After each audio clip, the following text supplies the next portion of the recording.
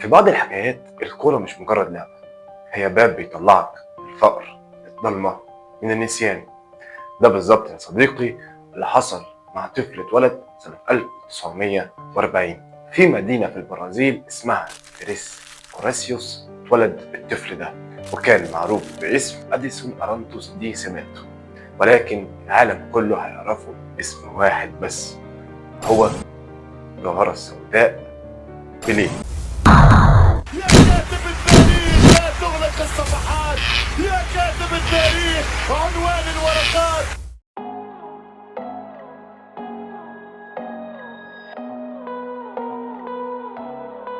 اهلا وسهلا بك يا صديقي في حلقه جديده من برنامج في الكورنر. في الكورنر المكان اللي بنقعد فيه على جنب بنشوف كل حاجه من وجهه نظر مختلفه ومن زاويه تانية خالص. معاكم بسام علي، اوعدك ان انا هقدم لك في الحلقه دي حاجه ممكن تطلع منها معلومه ممكن لا، بس اوعدك ان انت هتستمتع يا صديقي. مشروبك المفضل ولا بقى نبدا الحلقه؟ وصلي على النبي. بيليه يا صديقي اتولد لعيله فقيره جدا. ابوه كان لاعب كوره بس الاصابه خلصت عليه بدري. عشان كده يا صديقي ده كان اول درس لبيليه. ممكن يبقى ليك برضه يا صديقي، الكوره ممكن تديلك كل حاجه وفي ثانيه ممكن تاخدها منك. عشان كده يا صديقي بيليه لما كان بيلعب كوره ما كانش معاه فلوس يشتريها، فكان بالبلدي كده يا صديقي بيلعب بحاجه اسمها كره شراب بتاعتنا زمان، يا اما كان بيلعب ببرتقانه. كان بيجيب برتقانه وبيفضل يمرس اي حاجه يشوفها قدامه. من هنا بدات ولاده اسطوره جديده. عشان يا صديقي بيليه وهو عنده 15 سنه يروح لنادي سانتوس.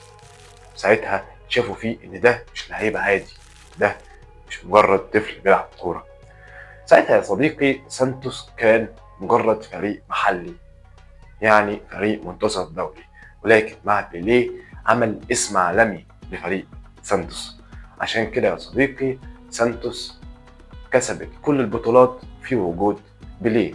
مفيش بطولات ما خدهاش معاهم، ومفيش مدافع ما تعبش منه يا صديقي. بيليه يا صديقي لعب مع نادي سانتوس 18 سنة، سجل فيهم أكتر من 1000 جون، وكانوا بيعملوا بيه جولات عالمية. بيلعب في آسيا، بيلعب في أفريقيا، بيلعب في أوروبا، كانوا بيلفوا بيه العالم كله. لدرجة يا صديقي إنه مرة وهو بيلعب في نيجيريا الحرب وقفت يوم كامل عشان يتفرجوا على بيليه. في كأس العالم 58 يا صديقي بيليه بيظهر لأول مرة مع منتخب البرازيل، بيظهر العالم كله عشان يعمل بطولة عظيمة، يجيب هاتريك في نص النهائي، وفي النهائي يا صديقي ضد السويد يحط جولين. الناس بصراحة ما كانتش مصدقة، ده مش لعيب عادي، ده أكيد لعيب من كوكب تاني. بيليه يا صديقي خد كأس العالم سنة 1958 و62 و70، وكان هو العقل والقلب النابض لمنتخب البرازيل. عشان كان آخر بطولة دولية يلعبها كان كأس العالم 70 مع البرازيل، عشان ساعتها يرفع الكأس يا صديقي ويضحك ويبتسم ابتسامة عمرها ما هتتنسى. بعد ما خلص مشواره مع سانتوس الناس كلها فكرت انه هيعتزل، ولكن بيليه يفاجئ الكل بانه يروح نادي نيويورك كوزموس. النادي دوت يا صديقي في امريكا، فكان الهدف من انتقال بيليه للنادي دوت عشان ينشر لعبه جديده في البلد دي. وفعلا لما راح بيليه الناس كلها حبته، وفتح باب بعد كده للعيبه كتير اللي هي تروح الدوري الامريكي زي بيكن باور زي بيكهام.